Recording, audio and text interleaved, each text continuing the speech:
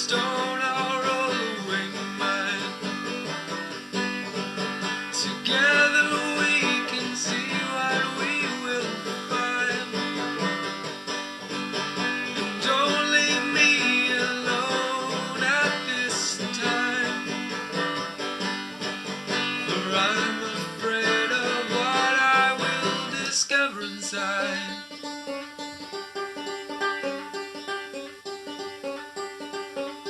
You told me that I would find a home within the fragile substance of my soul, and I have filled this void with things unreal, and all the while my character it steals, and darkness is a hushed and upshoot, yet it dominates the things I see. Seems that all my bridges have been burned, but you say that's exactly how this grace thing works. It's not the lone walk home that will change this heart, but the welcome I receive with the restart. And darkness is a hushed and upshoot fate, yet it dominates the things I see. Darkness is a hushed and upshoot fate, yet it dominates the things I see.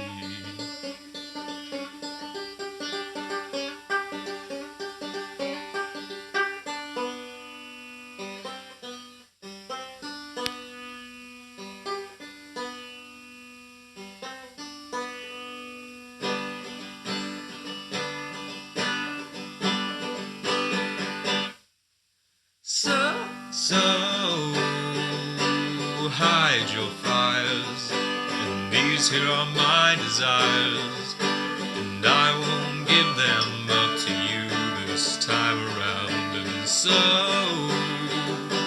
I'll be found with my stake stuck in this ground, marking the territory of this newly impassive sun. Hide your fires, and these here are my desires, and I won't give them up to you this time around. And so I'll be found with my stake stuck in this ground, marking the territory of this newly impassive sun.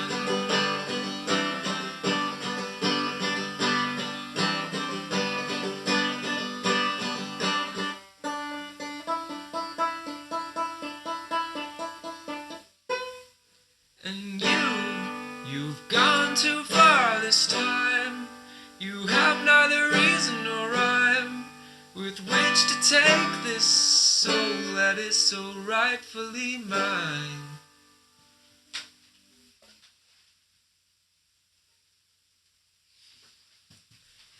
Hello everyone. Today we have a full-length stream planned. I have 2 topics I want to talk about, and then I'm going to go to my normal section where I draw something randomly created.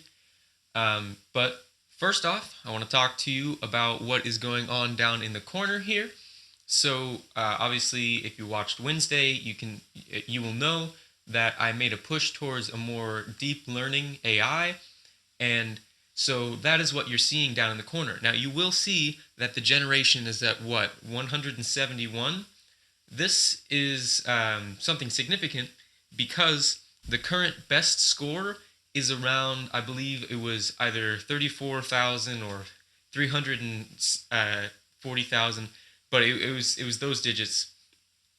And what I found going back and looking at the previous projects is that the score for the current best program of this step, or of this change to the AI, is several magnitudes less than the score of even the AI I had running on stream during the Saturday streams previously.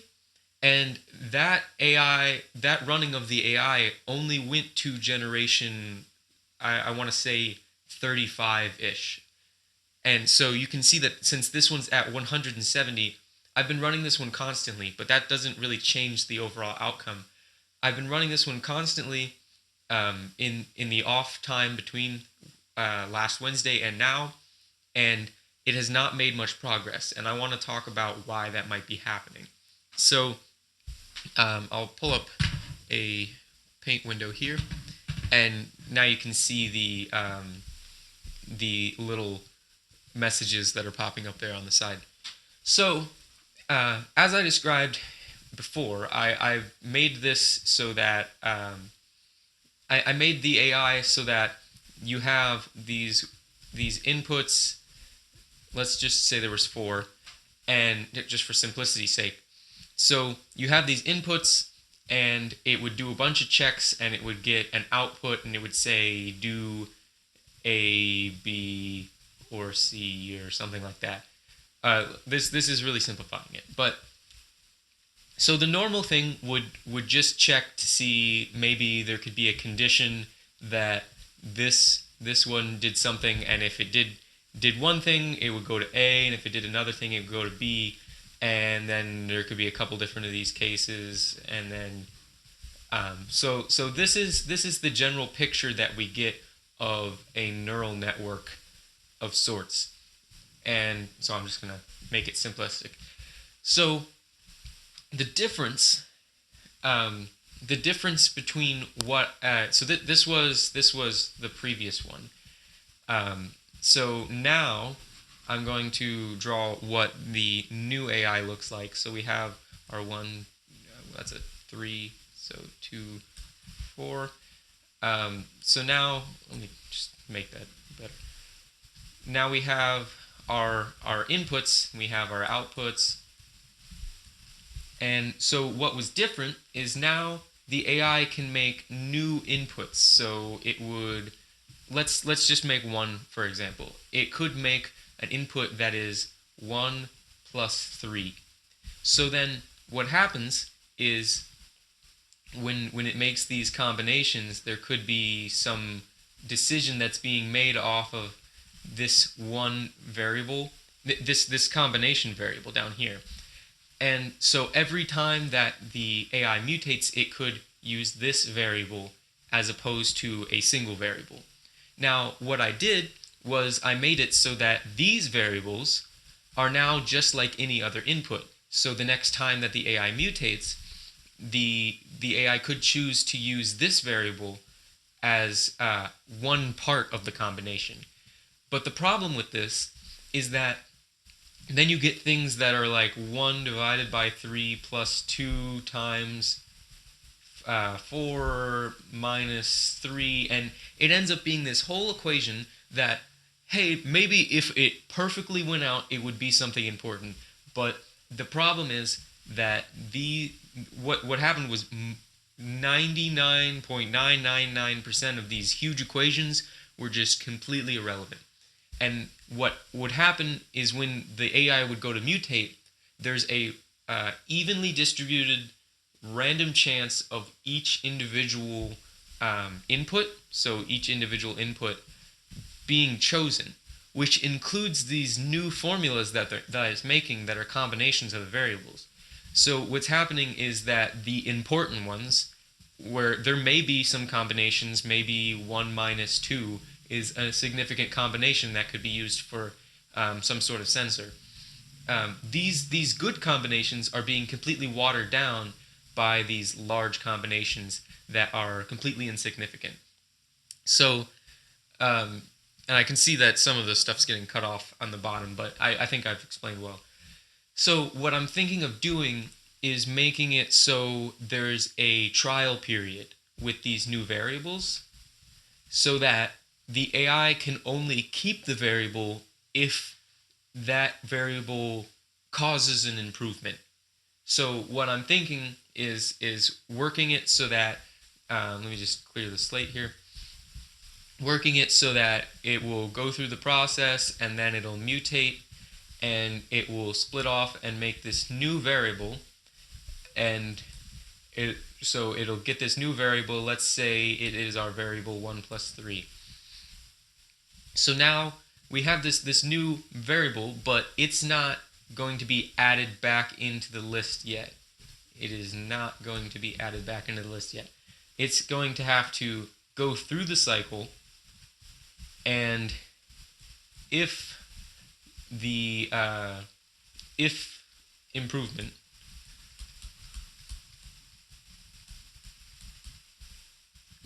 that's the whole word there, but it got cut off. If there's an improvement, then it will be added to the list. So what this will do is it will take out these crazy formulas that aren't doing any help.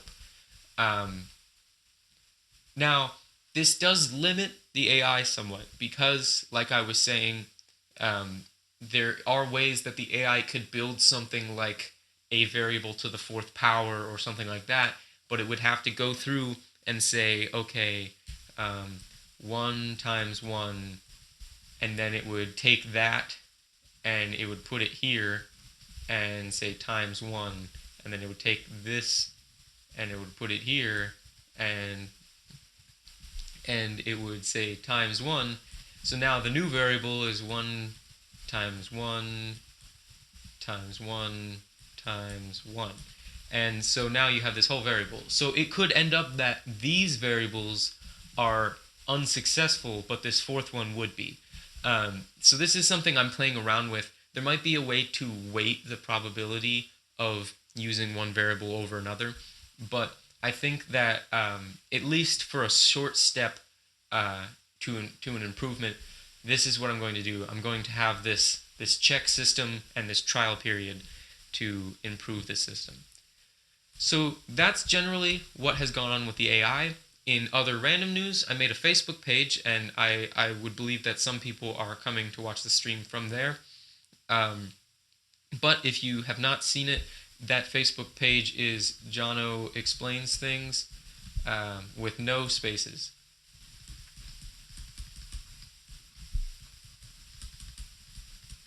So you can go check that out and like that, because I'm gonna be, I have the Twitter page, I have the Facebook page, and I also have the Tumblr page. The Tumblr page is specifically for the comic though, so you won't be seeing any updates on the stream on there. But if you want to stay in the loop and Facebook is your main use, I have made the Facebook page, so you can go hook up on there. Also, the easiest thing is just to subscribe on YouTube if you have a channel. So then you'll be seeing all of the videos. Even if you miss them, they will be posted onto YouTube afterwards. So that's the general update. I'm going to play a short ad, and then we'll get into our first topic of the day, which I believe I'm going to talk about I'm going to talk about some sports topics first. So I will be right back.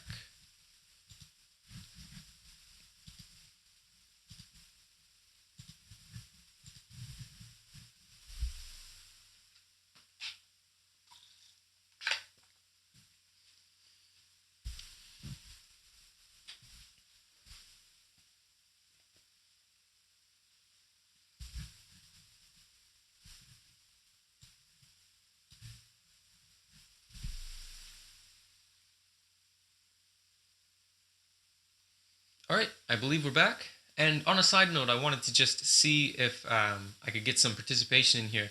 If you are watching, just post down in the chat or in the comments later on the video what sent you to watch the video, whether it was just me physically telling you, or if you saw a post on Facebook, or just in the recommendations on YouTube. I think it'd be nice for everybody to kind of get an idea of where everybody else is coming from. So, like I mentioned, I am going to be talking about a sports topic, and that sports topic is offsides. Offsides.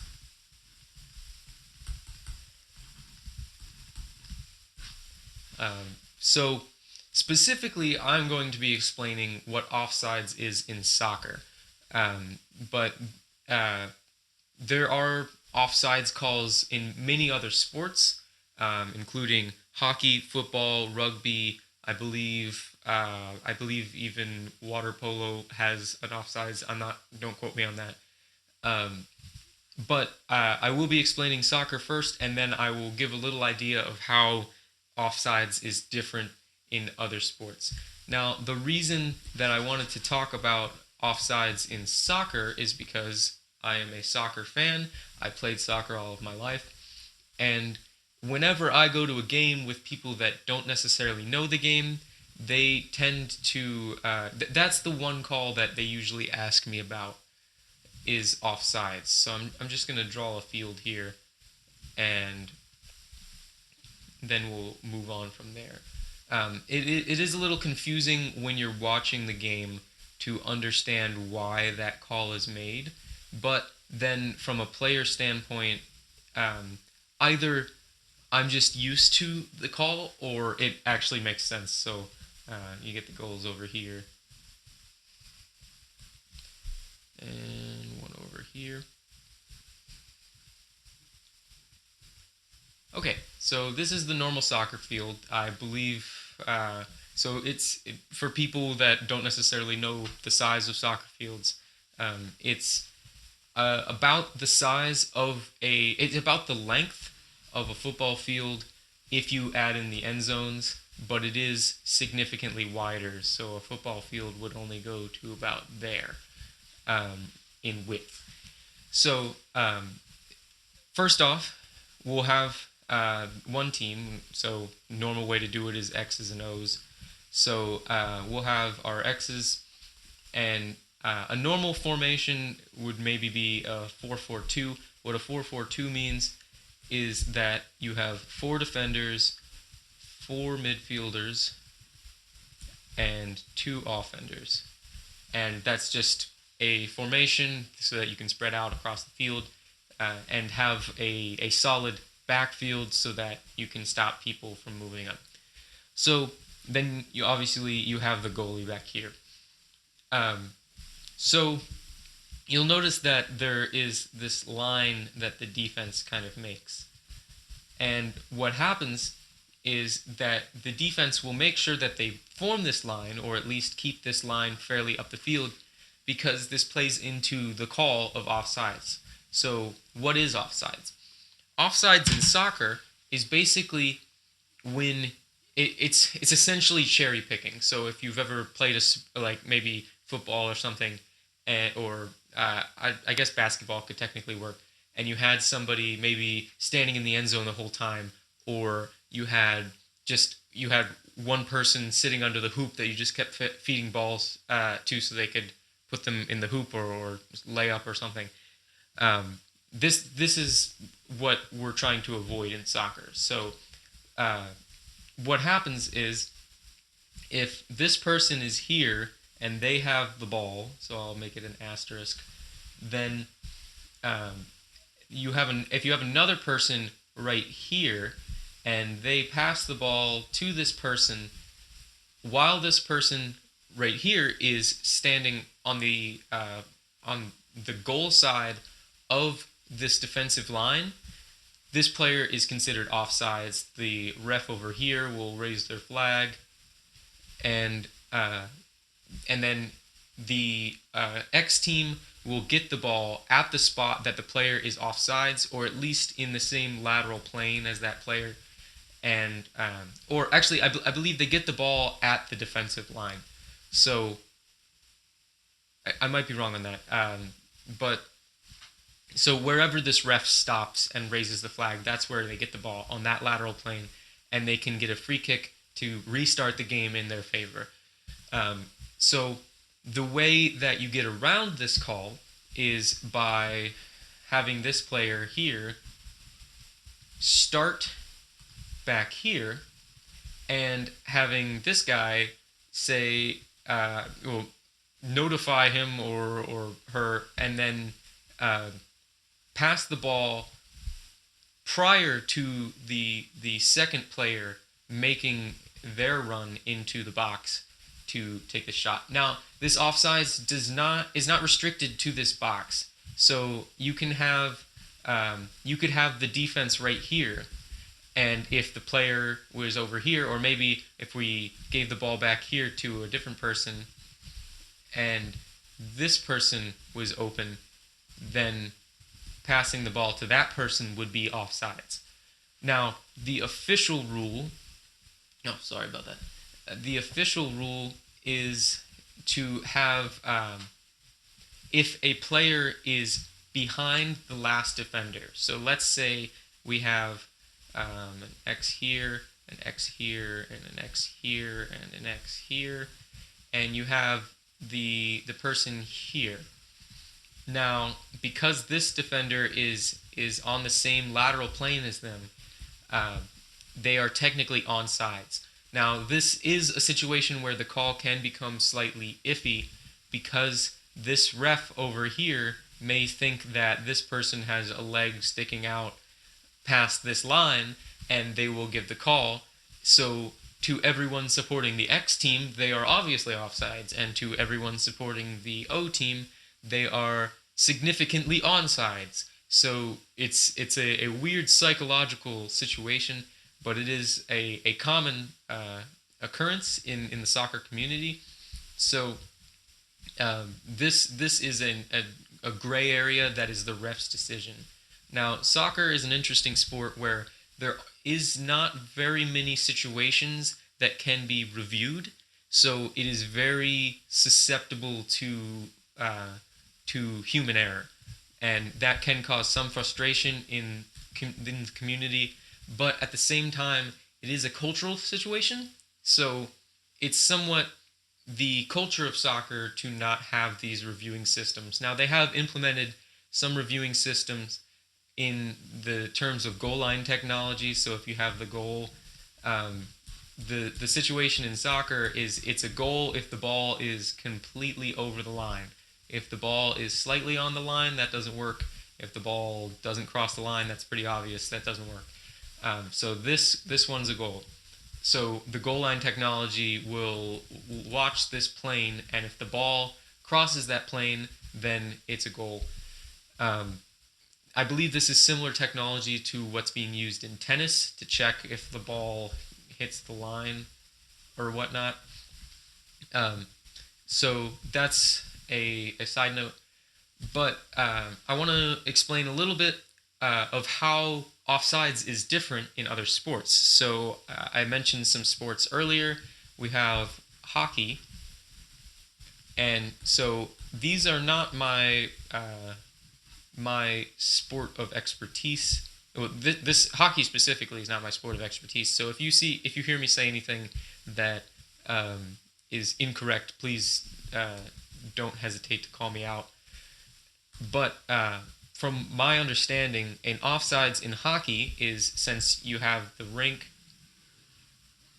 and you have this split into halves, you have the players over here that are on this team and the players over here that are on this team.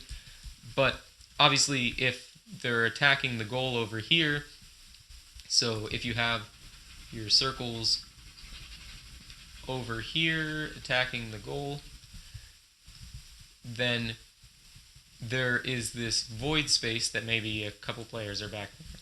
There's this void space back here that is very open to someone someone skating down the court or the ice to take a shot. So what an offsides is in hockey is if one of the opposing players crosses this middle line here before the puck does. So if the puck's still back here, then this player would be considered offsides for crossing this line. And so that's slightly different from soccer, because in soccer it is based off of where the last defender is. And I do want to make a comment on that. So you have your actual defenders, but that doesn't necessarily mean that they're the last defender. If you had an offender back here, so these are the defenders, and you had an offender back here, then having a player here, that person is still onside because technically this offender is not is the last defender in this circumstance, and this goes for the goalie as well. So if the goalie actually that's a little bit more confusing. So it's the last man, not including the goalie. So the goalie can be over here, and this person is offsides. So this one's offsides. But if this defender and the goalie switch place,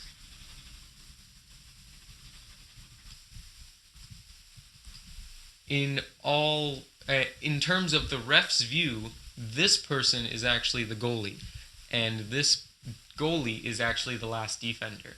So there is no restricted position on the field. The only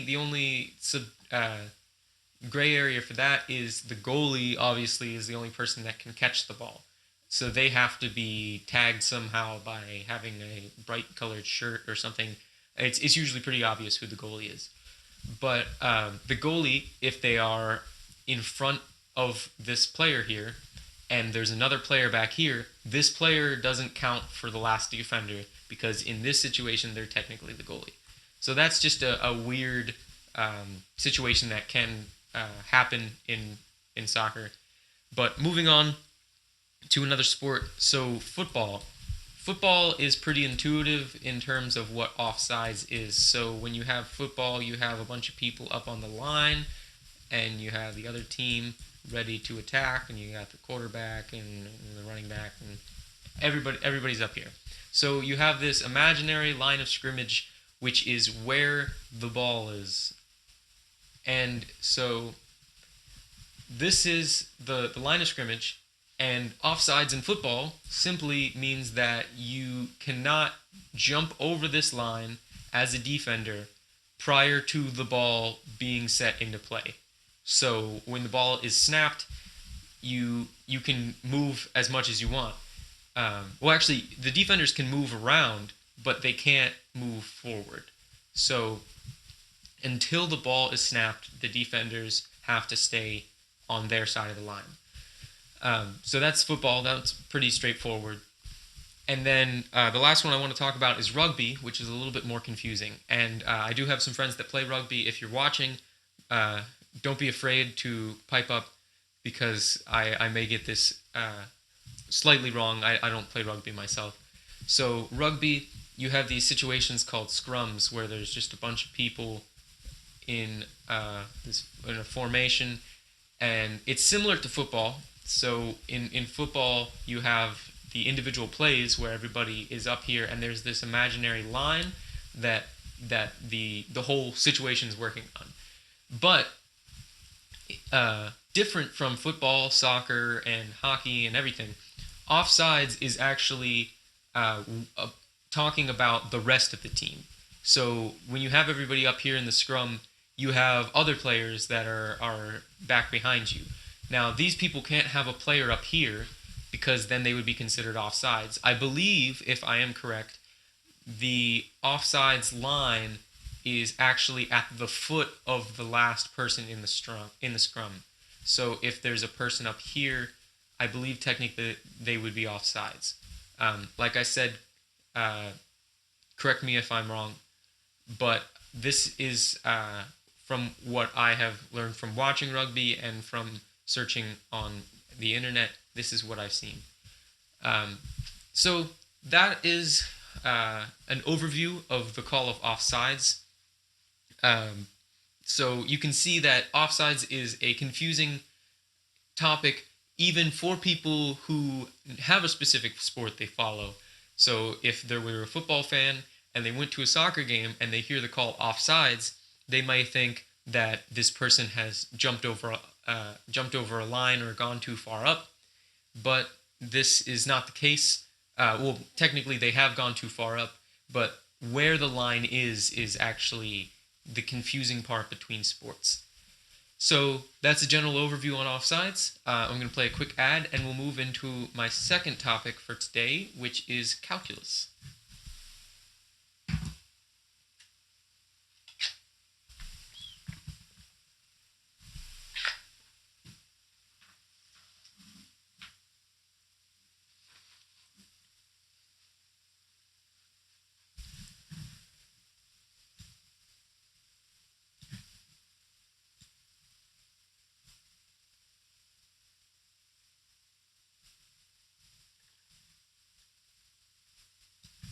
Okay, I believe we're back.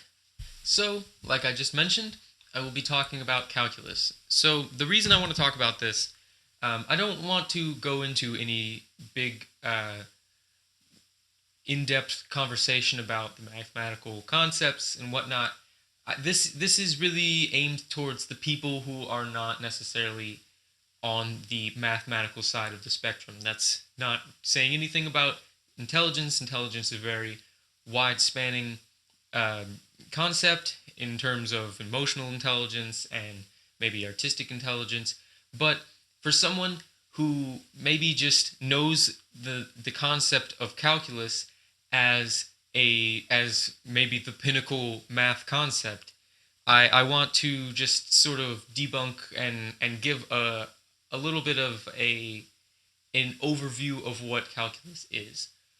So calculus um, calculus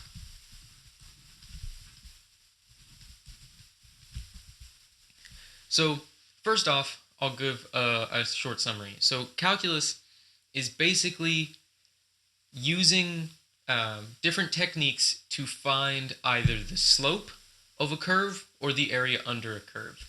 So what is a curve? If we have a graph here, and obviously the graph can go off in either direction, so you could have a curve, and so what I mean by the slope of the curve is if you took a point here and drew a line that is completely tangent to it, tangent meaning like if you had a circle, then it would only touch at one point. So that's the definition of a tangent line.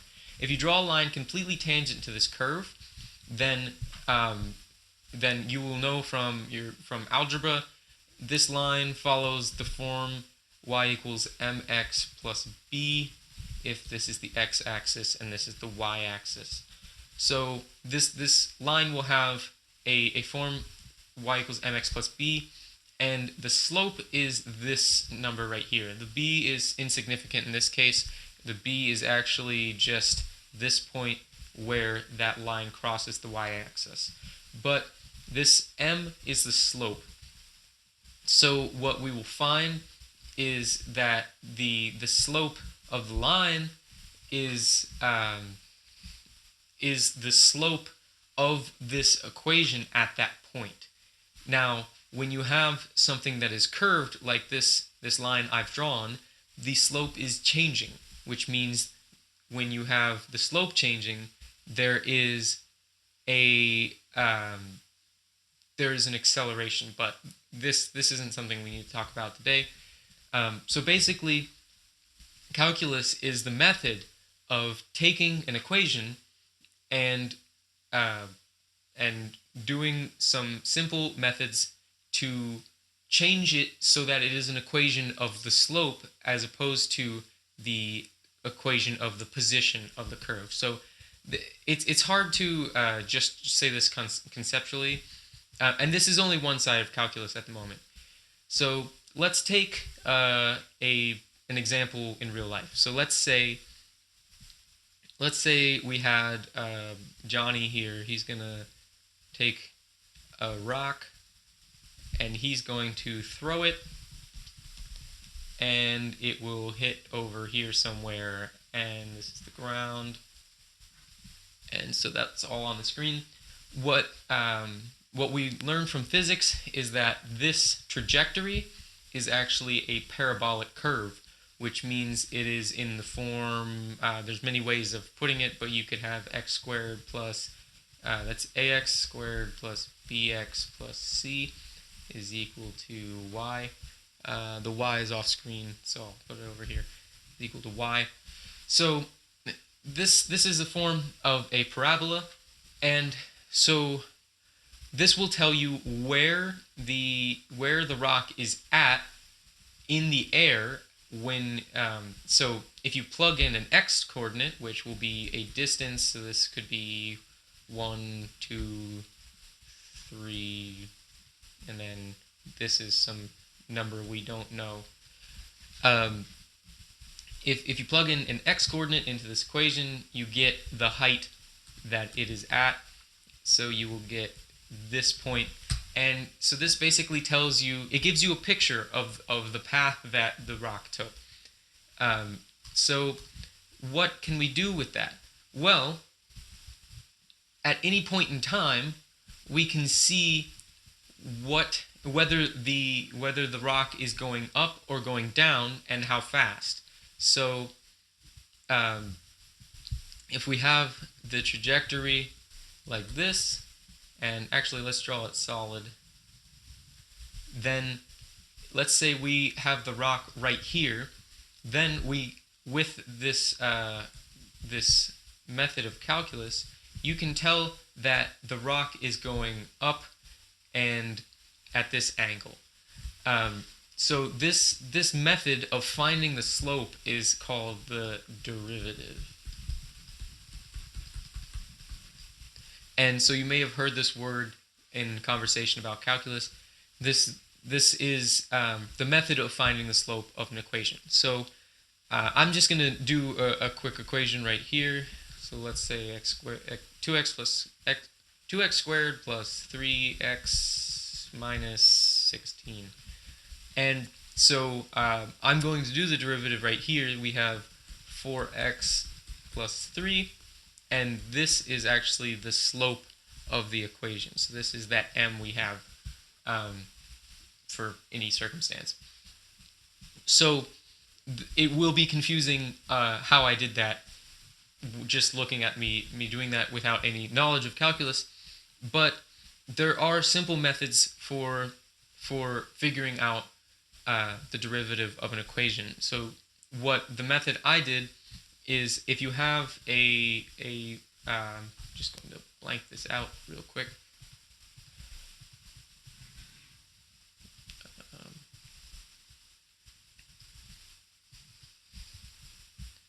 There we go.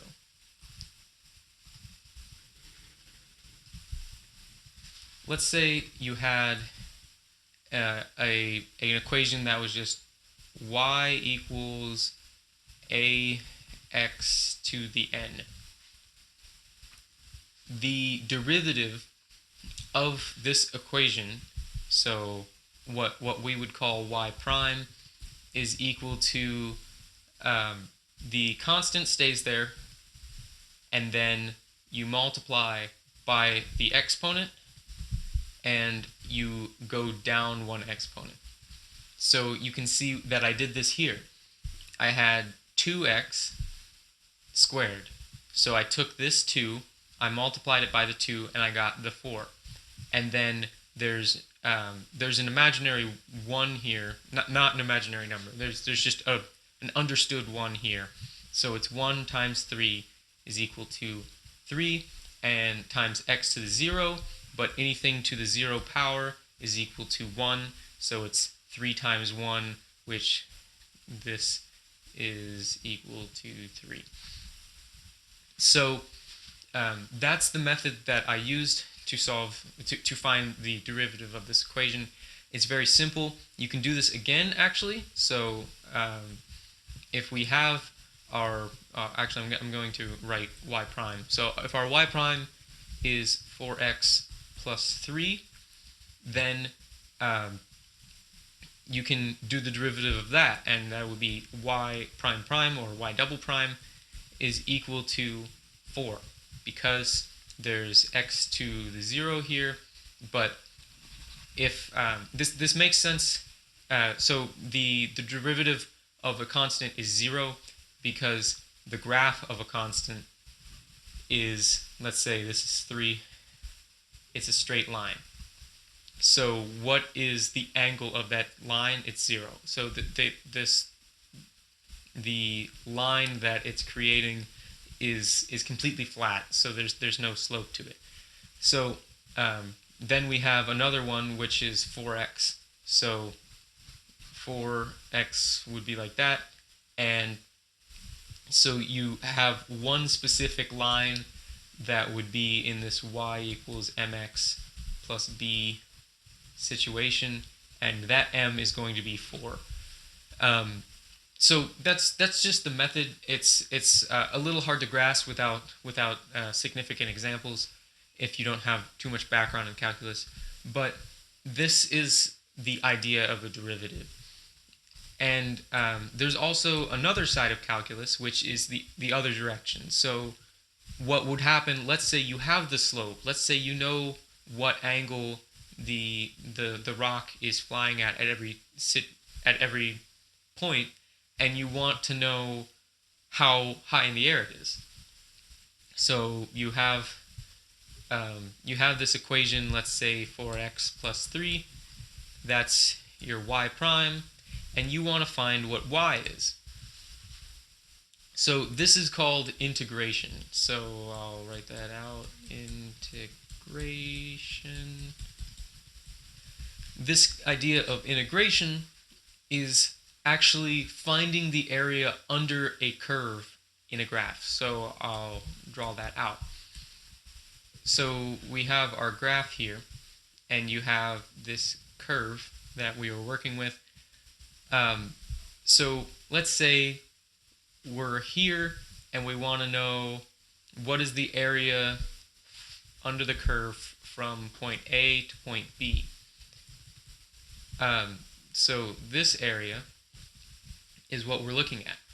And if we know the equation of this, which we can call this a function f of x, then the notation of finding the integral, which is the verb form of that word, integral of this equation, is to have this s with the end point on top, the beginning point on the bottom, and then you have your f of x, which is your function up here, and times dx.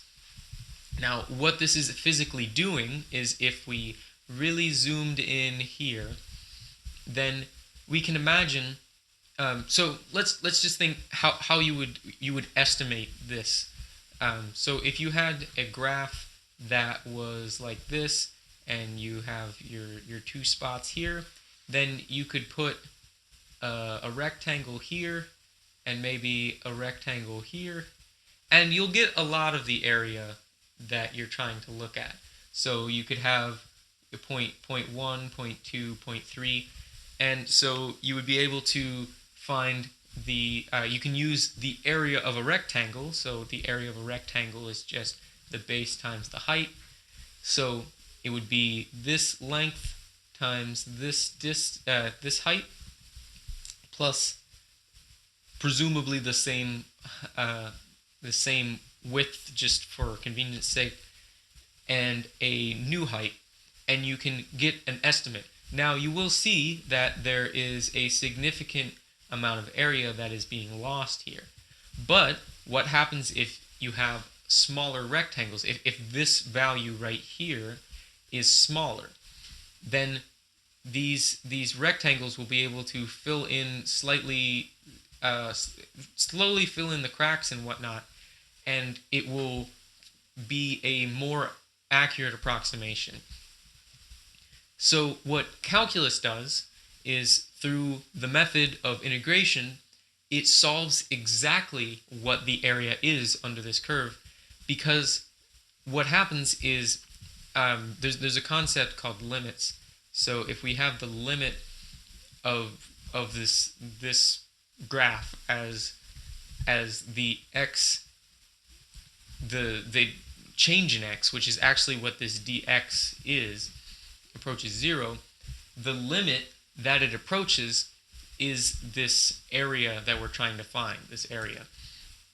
So what smart mathematicians figured out, I believe actually it was a co-creation between the mathematician Leibniz and the well-known mathematician and physicist Isaac Newton. They both created this idea of integration around similar times, so it's hard to give leeway to one or the other whether one discovered it. What they figured out is you can see the trend of this limit. So as the rectangles get smaller and smaller and smaller, you can see what number it's getting closer to, and you will figure out what that integration is. So the the method of doing this is um, is actually the reverse of what I previously said for the derivatives. So when we had the derivatives, I'll just go ahead and rewrite that. So we had ax to the n. The derivative of that is a n x to the n minus 1. So when we have that y is equal to the integral of ax to the n, since this multiplied by the exponent and lowered the exponent, first we have to do those steps in reverse. So what happens is the constant is insignificant, so the constant actually comes out here, and so we have a is a times the integral x to the n dx, and then you have so like I said, you have to do the steps, the opposite of the steps in reverse. So what was the last step we did? We subtracted this 1. So we have to add 1. So we have x to the n plus 1. And then we have to do the opposite of multiplying by this exponent. So that's over n plus 1, and it's all times a. Now, because I don't have specific parameters here and here, what we say in the math community is that we add this arbitrary constant. And so we don't know what this constant is, but what this will do is actually, if you have a graph and you have an equation, f of x, and you know what that looks like, then if you add something to this, then it will simply move that graph up. So that's all that does. We know the shape of the graph from this equation, but this constant is where that shape starts. So that's the idea of adding this constant. But if we have, oh, sorry, I have that backwards. If we have this idea where we are just looking at the area maybe right here,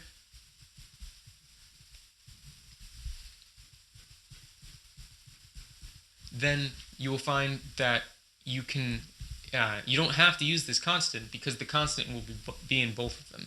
So what this will be is the integration of so let's say f of x is equal to f of x dx is equal to some higher power f at the last point minus some larger f at the first point. So what this will be is, when we find the new equation, which maybe it looks like this, then it will be this value, oh, actually no, it'd be the other way around. So it'll be this value minus this value, so you'd get this as your answer. So that distance would be it would be the total distance covered to get to that higher level, and that would be equivalent to the area under the curve of the lower function. So this would be the slope of this bigger f. So that would mean that f prime of x is equal to f of x. And so that's the general concept of integration. And I know this isn't the most in-depth explanation, but I wanted to just give a kind of idea of what calculus is, because I feel like a lot of people, when they're in high school and they see this concept of calculus, they just know that it's a math term, and they don't necessarily know anything past that. So I just wanted to give a general overview of what calculus is, so that if it comes up, you don't just think it's some big math word. You know, oh, that's dealing with finding the slope of equations, and finding the area under curves. So that's calculus, and that's pretty much all I wanted to talk about in the realm of calculus. So I'm going to play a quick ad and move on to my final subject, or my final segment for the stream, which is my normal segment where I draw something random. So I'll get that set up and I'll play a short ad. I'll be right back.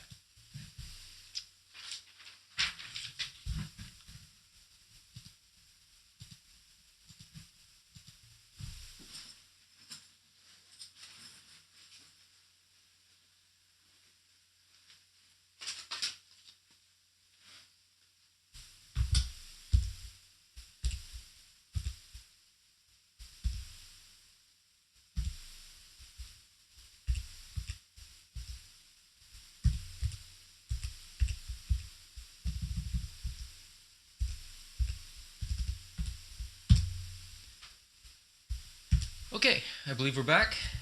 So I have my calculator, I have my sheet of words. I will probably need to make a new sheet soon because I've done a lot of these segments, so it might be pretty easy for a repeat word to come up, but I'll just jump right into it. So the first number we are going to use is 16. That was used already, so I'm going to do another one. 23, which is wall outlet. We'll get another number, which is 4, which is vanquish. And the third number is 12, which is all-knowing. So, we have some sort of omniscient plug of great power that will vanquish something. So we can get a wall going, get some three-dimensional situation in here, get the floorboards, some sort of dojo bamboo wooden flooring here. I'm not sure why there's a small segment there. And so wall outlets obviously are on the wall. So we have our two slits there. Now, a normal wall outlet in America is 2 slits and a ground plug. A simple way that a wall outlet could vanquish somebody could simply be by removing this ground plug from existence, so that we go back a step in our age of technology and everyone gets shocked. This wouldn't be the most sophisticated way of vanquishing your enemy. So we are going to be a little more creative today. So if this is an all-knowing outlet, maybe this outlet would know what has been plugged into it, would know. So going back on our concept of big data from last week, maybe this outlet knows what has been plugged into it, when that appliance has been plugged into, when that appliance was plugged into it in the past, and then we can assume that this all-knowing radiation of intelligence is encompassing slightly more than the normal inputs of an outlet. So this could also encompass maybe surroundings. Maybe this outlet with its slits actually has a face, even though we generally see it as somewhat of a face due to the psychological concept that the brain tends to put the pieces of a face together and fill in the gaps. But we will assume that this is actually a face in this case. An all-knowing outlet would normally not necessarily have to be malicious entity, but due to the fact that our verb word was vanquish, I would imagine that this outlet is somewhat angry. Perhaps it feels somewhat used or drained, simply because people constantly put things into the outlet and never or never give energy back to the outlet. So this outlet is constantly putting out electricity, and we got some electricity, and it is never getting any electricity back. Now this is a problem. This outlet feels that it has not been properly represented in a fair fashion. Its civil rights have been stomped on by the society that we live in. So now it is time to seek revenge. Now, a good plan of action would be to begin small. So let's say we had a small animal, perhaps a dog.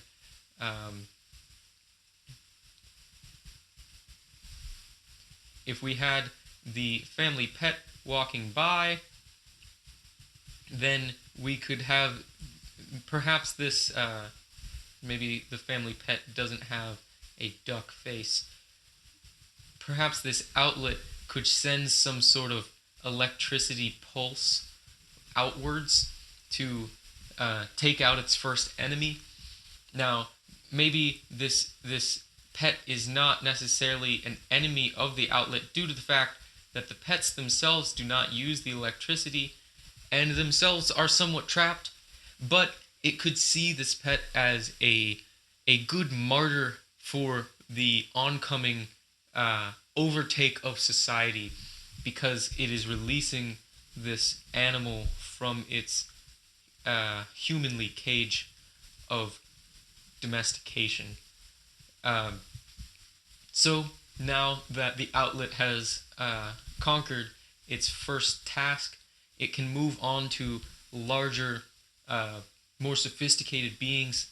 Perhaps if someone were to rush to the aid of this dog when it is being zapped by this pulse, the outlet could use some sort of frequency to contact the cell phone in their pocket and cause them to explode from within.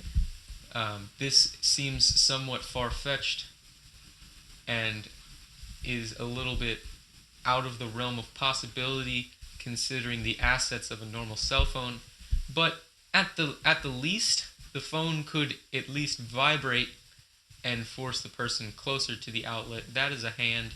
I am not drawing anything fairly quickly right now.